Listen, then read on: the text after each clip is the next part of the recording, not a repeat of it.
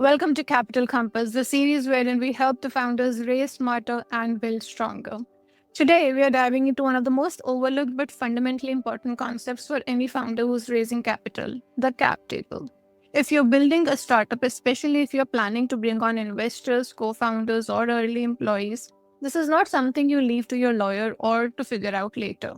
So let's start with what actually is a cap table.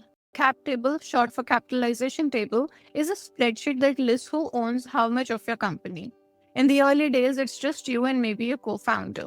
Two rows. You each own 50% or 60-40 split, whatever the split that you have agreed to.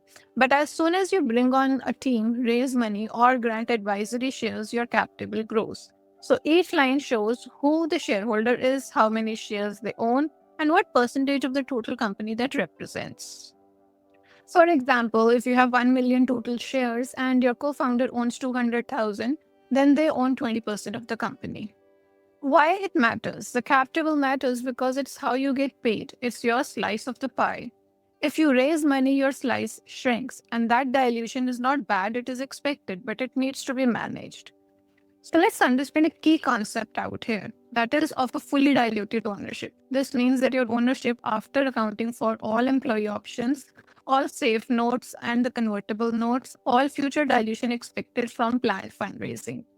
Founders often forget this. They think that they own 50% of the company, but they haven't factored in the next round's dilution or the stock option pool that the investors will ask them to create. And this brings us to the common versus preferred shares. Founders and employees typically receive common shares, investors receive preferred shares. Preferred shares come with extra rights, for example, liquidation preferences, anti liquidation provisions, voting rights, or board seats. This matters when you sell the company. Investors might get the money back before you see anything.